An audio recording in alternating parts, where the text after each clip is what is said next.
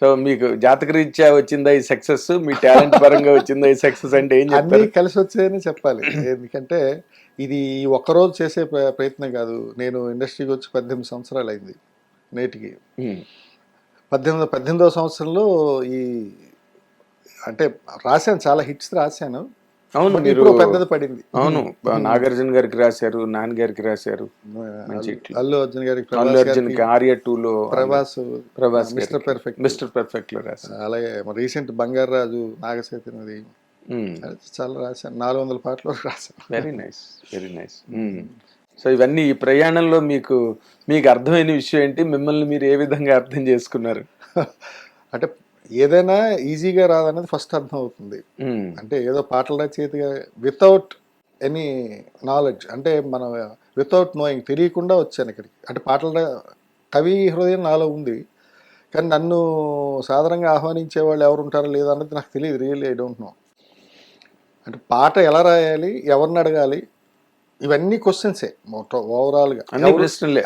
ఇక్కడ ఎవరిని వెళ్ళి అడగాలి, అసలు పాట ఎలా రాయాలి ఫస్ట్, అంటే ఎలా సందర్భం ఇస్తారా లేకపోతే ట్యూన్ ఇస్తారా, అవి కూడా తెలియదు. ఎవరిని కలవాలి అది కూడా తెలియదు. తెలియకుండా అంటే నేనేంటంటే అప్పుడు ఆ టైంలో 2008 ఆ టైంలో ఉద్యోగం చేసేవాడిని కంప్యూటర్ హార్డ్వేర్ ఇంజనీర్గా.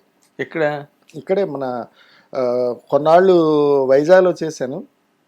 అంటే ఇక్కడ హైదరాబాద్లో చేసి అక్కడ ట్రాన్స్ఫర్ పెట్టుకున్నాను వైజాగ్ నుంచి మళ్ళీ ఇక్కడికి వచ్చేసాను అనమాట. వచ్చిన తర్వాత ఇక్కడ సికింద్రాబాద్లో చేసేవాడిని, ఫ్రెండ్ నేను ఏదో షాప్లో అలాగే. ఆ తర్వాత ఈ పాటల కోసం ప్రయత్నం మొదలుపెట్టా. అంటే ఎలా చేయాలి ఏంటి, అసలు ఫస్ట్ ఆఫ్ ఆల్ ఏం తెలుసుకోవాలి ఏంటి, ఎవరిని అడగాలి, పాట ఎలా ఎవరిని అప్రోచ్ అవ్వాలి అన్నది ముందు నేర్చుకోవడానికి 1 సంవత్సరం తిరిగా 2007 ఆ టైంలో. అంటే ఫలానా ఒక దర్శకులు ఉంటారు, మ్యూజిక్ డైరెక్టర్ ఉంటారు, తర్వాత హీరో ఇమేజ్ ఉంటుంది, ఇవన్నీ తెలుసుకొని తర్వాత ఆ ట్యూన్ వచ్చాక వాళ్ళు చెప్పిన సందర్భంలో మన మాటలు పెట్టాలి అన్నది తెలుసుకున్నా ఫస్ట్ 1 సంవత్సరంలో. ఓకే. ఆ తర్వాత సరే ఇంక దర్శకుల్ని కలవాలా, మ్యూజిక్ డైరెక్టర్ని కలవాలా, ఇది మళ్ళీ $1 మిలియన్ క్వశ్చన్. దర్శకులు అయితే మనకి అపాయింట్మెంట్ ఇస్తారా, కలుస్తారా, అసలు మీకు ఏం రాసావని అడిగితే నేనేం రాయలేదండి, రాయడానికి వచ్చాను చెప్పాలి.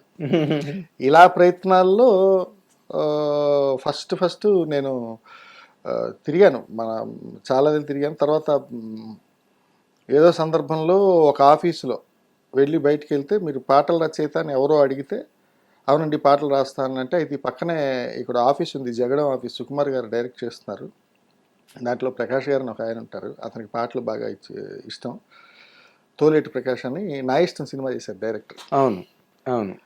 ఫస్ట్ ఆయన దగ్గరికి వెళ్ళాను అనమాట.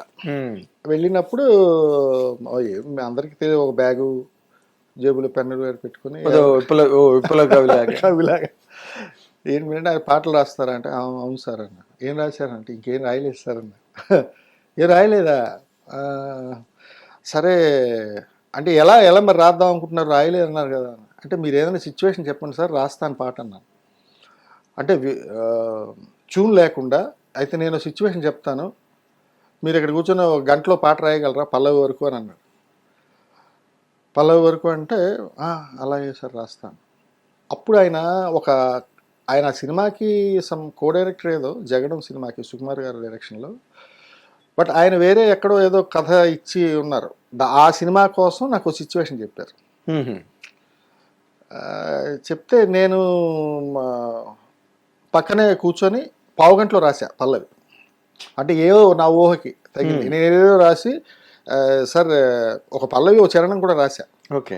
అంటే అది ఎలా జరిగిందో, అది చాలా దాన్ని ఏమంటారు, ఓ మాయలా జరిగింది. నేనేమన్నా ఫస్ట్ నేను ఇంప్రెస్ చేయాలి, నాకు కొద్దిగా ఈ సాహిత్యంలో కొంచెం పట్టుండబట్టి, సార్ చరణం పల్లవి మామూలుగా ఉంటుంది, చరణం బ్రెత్లెస్ చేశానండి, అంటే ఆపకుండా పాడితే బాగుంటుంది, ఇది మీరు చెప్పినట్టు. ఆయన ఏం చెప్పాడు, ఒక అమ్మాయిని చూడగానే లవ్ ఎట్ ఫస్ట్ సైట్, అమ్మాయిని ఇలా చూడగానే, ఇలా పాస్ అయిపోతుంది, ఇలా చూడగానే అమ్మాయి గురించి వర్ణించాలి. అంటే అలా పాస్ అయిపోతుందని, లేకపోతే ఎదురుగుండా వచ్చి పాస్ అయిపోయిన దాన్ని గురించి ఏం చెప్తాం అనేదంటే, నేను ఏదో కోకొల్లలో అన్నీ ఆలోచించి రాశాను అన్నమాట. దాంట్లో చరణం కొంచెం తమాషాగా ఉంటుంది, గమ్మత్తుగా రాశా. అమ్మాయిని ఇలా చూశాడు, అది పాడి వినిపిస్తా ప్లీజ్. గాలమేయు కోల కళ్ళు గాజు బొమ్మ లాంటి ఒళ్ళు మల్లె మొగ్గ లాంటి ముక్కు మిస్సు యూనివర్సు లుక్కు సుబ్బలక్ష్మి గారి గొంతు అష్టలక్ష్మి ఆమె సొత్తు సత్యభామ లాంటి సొగసు అమ్మ లాంటి మంచి మనసు తిరిగి చూస్తే ఒక్క మాట తిరగమూత పెట్టినట్టు ఎదురు పడితే ఉన్న చోట తిరుపతిళ్ళి వచ్చినట్టు నాన్నలాంటి nature Nandikonda feature state bank voucher నాకు ప్రేమ కోచరు అలకలో అరుపులు మెలికలో మెరుపులు కులుకులు తళుకులు చమకులు ఝలకులు ఇలా ఆగుతాడు. ఇది బ్రెత్లెస్ అండి అని చెప్పా. ఆయన వెంటనే చాలా బాగుంది, చాలా బాగుంది. ఆయన వెంటనే ఏదో మీలాగే చప్పట్లు కొట్టి ఎవరైనా కొట్టాల్సిందే. అంటే ఆయన అర్థం కాదు. కాదండి ఇప్పుడు నేను గంటలని చెప్తే మీరు 20 నిమిషాల్లో వచ్చారేంటాను. అంటే పాట రాసేద్దాం ఉత్సాహంలో స్టార్టింగ్ కదా, చాలా అదే ఆవేశం, ఆవేశంలో ఉన్నాను సార్ రాసిచ్చారంటే వెంటనే టక్కున లోపలికి వెళ్ళారు ఆయన.